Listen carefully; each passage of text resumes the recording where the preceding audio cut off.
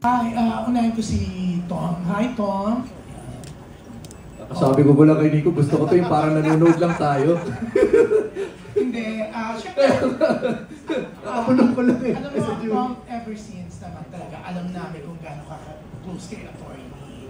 O, nanay-nanayan siya, di ba, attorney? O, may mga projects na talagang hindi mo pwede. Tsaka tumira ako sa kanila. Hindi mo pwede tangihan talaga because of her. Pero, honestly, hindi ka nagkaroon ng second thought. Of course, no, I said that earlier. Okay. I did. Kasi, yun nga, there's a lot of stuff out there about me na, I think some people who are close to me know that aren't true. So the public perception and the role, baka mag-blur yung line na yun. Pero yun nga, because of the project, sabi ko, why would I, parang sinabi ni Angelica kanina, why would you deny a project na pangihinayangan mo? It's a really good story. And my character is like a piece of like the opposite side of Celine Spain, na kailangan siya for the story, na pangihinayangan ko. So if I let my fear, my own fear, parang stop myself from being part of a project like this, mas feeling ko mananaig yung panghihinayang kaysa yung sa takot na yun na, siguro isipin nila, ganyan ba siya sa totoong buhay, yung si Stephen tsaka si Tommy, isa pa. I had to separate that because I know for myself and my loved ones that that's not the truth, this is a role, and it's a beautiful story, and I was very, very excited to take it on. Yeah. I'm sorry about that, no? Hindi ko kasi narinig. Kasi sabi kanina, sabi niya, naku, magpapaano ko kesa ano, sabi niya kanina. Sabi ko, teka no, paano ka magpapaano, hindi ka makasal. Diba? Anyways, eto talaga, ikaw, you decided to, for divorce, or instead of annulment, kasi ang dami nagsasabi, annulment daw kasi it's so expensive, di ba? Actually, may mga kilala kong mga naghihiwalay, ayaw nilang naghihintayan sila para magpa-annul kasi it's so expensive. Hindi nga lang sa expensive eh. I think that's one aspect of it. Pero knowing a lot of people who have also gone through the process, andun yung sometimes the lengths and the extent na kailangan yung puntahan on both sides, na parang andun na yung nagsisiran sa isa't isa, like to get, kasi minsan yung requirements for annulment are very, very steep. It's ano talaga eh, na andun na kayo nawawala na yung essence, nakakalimutan nyo na kung ano yung pinanggalingan nyo before. Maybe some of the stories, like it changes yung landscape from both ends, and it becomes very, very ugly. And let's just face it, that's a reality of a lot of annulments. It turns to that point. Kaya nga, for me, I said earlier na I feel very fortunate na I had that option for a divorce. Na within weeks, at least I had to live. I had to go, for my own process, I had to go to Nevada na no contest siya na state, walang cooling off period. Doon mabilis. So I had to live there for a while. I'm very thankful na I was allowed that opportunity. Kaya nga, sana for other people din here sa Philippines, hopefully one day they would also be afforded that same right and that option. Bongga, di ba? At least, nag-stay ka sa Nevada, o naging blessing sa'yo. Yeah. Kung hindi ako napunta doon, hindi ako napadpad doon, I wouldn't be where I am now, and I wouldn't have what I have. Latin talaga, I really feel like, you have to go through, the only way out of some situations is to finish it and to go through it. And in this film, that's parang on point siya, na even in this film, their characters have to go through something to get through it and to start something new. Si Angelica, Angelica, syempre sa mga post mo na it's very obvious na sobrang happy kayo ng happy mo.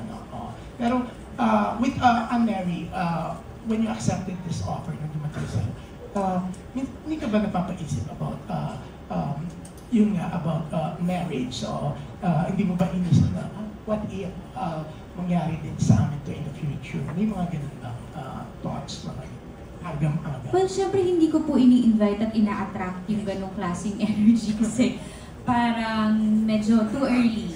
Medyo kakakasal pa lang and talagang nasa honeymoon stage pa rin naman kami, awa ng Diyos. Masaya pa rin kami. So, kapag of course, dahil natatakal siya dito, like nung mga unang araw, di ba, attorney, na pag-uusapan niyan, parang ako nanlalamig din ako na, oh my God! Nakakaloka pala. So, parang, wala, babalik lang ako sa prayer na, sana hindi mangyari sa akin. Sana okay talaga kami, sana ma-maintain namin. Ganun. And you do your job, diba? Na maglagay ng spice and ma-maintain yung ganong klaseng happiness at alagaan yun. Meron kami ngayon. Yan. Ninang ko, tuturuan ako magsayaw. Kung paano gawin yung mga yan. So, binibigyan pa rin natin ng spice ang marriage. Ito, yung mga ganito actually, I believe nakakatulong. Yung umaalis ako, napapalayo ako ng sandali, hindi kami magkikita ng 2-3 days. Parang namimiss namin yung isa't isa. Ganun.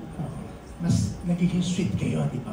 Of course, namimiss namin eh. Saka, minsan araw-araw, 24/7. Nagkakaanuan din kayo. Lagi na lang ganito. At least kapag umaalis ka, namimiss mo talaga. Namimiss namin isa't isa. Ang bongga, no? Talaga napatilikin ng, oh my God, di ba? Actually, kanina nga at least kasal kayo, si Sabin, hindi pa nga kasal, nag-iisip ng anak. Naluloka ako, kaya oh my gosh naman ako. Pero, yeah. Okay. Pinapatanong ni Salve, kasi hindi pa nga siya makapag-decide for annulment or divorce, okay. After this ba, magiging ano ka na raw, magiging active ka na? Or baka hindi mo na natanggihan si attorney din? Hindi. Ang goal naman is kung ano talaga yung mga projects na magpapayes sa akin. So kapag hindi talaga katanggi-tanggi, gagawin ko naman. Lahat naman na pag-uusapan namin ng husband ko kung ano yung mga parang, sorry, hindi ko kayang tanggihan. So yung mga ganong project. And of course, mas gusto ko pa rin namang mag-work. Kaya lang, ang tagal ko po kasi talagang pinag-pray yung meron ako ngayon. So ine-enjoy ko din talaga. Hanggat bata pa yung anak ko, hindi pa ako gustong palayasin sa bahay, di ba? Feeling ko kasi yung job, pwede at pwede ko pang balikan. But yung time na nag-grow yung family namin, parang sobrang precious niya and hindi ko siya kayang habulin pagdating ng panahon. Yeah, thank you. And Uge, ano ba yun? Yes. Pero alam mo, Uge, ang bongga mo, no? Parang, kasi hodang may ano siya, may buhay din siya sa Italy. Oo, pasyal siya na pasyal. Nakikita ko yung mga vlog mo, di ba, ang bongga. Pero parang ano yearly may MMFF ka na? Ano to? Regular na to lang. Oo. Ang saya kasi, alam mo, tanggap naman natin na ang sitwasyon ng Philippine cinema ngayon napaka-challenging. Hindi lahat ng season, katulad noon, na kinagis na natin, especially my generation, going to the cinema is like a normal thing. Thrice a week or even twice a day. Ngayon, tuwing Pasko na lang tayo talagang nagiging piyesta yung pelikulang Pilipino. So as an actor, I really want to be a part of this celebration kahit once a year.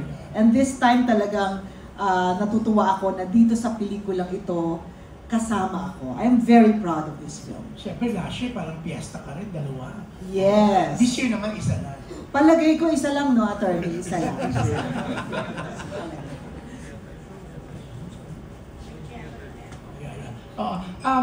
Okay, siyempre, vlogger ka dito, di ba? May ano kami, YouTube show, tama? Yes, vlogger si Attorney Jackie dito. Di ba, ito walang butas ang batas. So si Attorney Jackie ay nagbibigay naman ng kanyang mga guidelines, ganito ang gagawin ninyo. Kumbaga si Attorney Joji kasi may show siya before. Legal Forum. Legal Forum. RPN Ako din, favorite ko din yun. Dati, gigising ako ng Ay, by the way, fun fact, si Jeffrey ang director ng Legal Forum. Totoo ba? Yes. Parang 15 minutes, di ba? Parang gano'n. Parang diba? gano'n. Pag umaga dati, Pag bago umaga. makapaxos. Parehas tayo. Manonood ako na. Channel Channel 9! Tapos may guest siya I minsan. told you, attorney, remember the first time we met, di ba, na araw-araw ko nanonood. Nescafe ba yung ano mo? Sponsor mo. Oo, may sponsor talaga yung Nescafe. So, ibig sabihin talagang makaka-relate yung mga aware sa history ng producer namin. Pero ang bongga, no, walang butas ang batas. Walang butas ang batas. Ang tanong, sa tingin mo ba, tama na walang butas ang batas daw?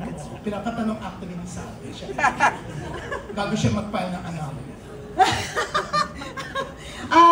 Doon sa mga nabasa ko, tsaka sa explanation ni Attorney Joji at tsaka ni Nico, because Nico is the authentic one, siya talaga yung nag-aaral ng mga law books na natutunan ko talaga na, Diyos ko, iba ang divorce, iba ang annulment. Okay, Uge, basically, Attorney Willie, paki-explain.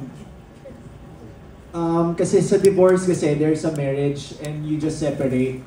And sa annulment kasi, is different from nullity of marriage. Nullity, it is void ab initio. It means there's no marriage to speak of. Unlike annulment, it was valid, but it was annulled, it was voided. So, ganun yung proseso. So, marami yun. Maraming ano. Tapos sa Philippines, it's not technically true na there's no divorce. There's still divorce, but it's called legal separation. Ayan, Article 55 of the Family Code. Kakaloka. Gano'n, attorney.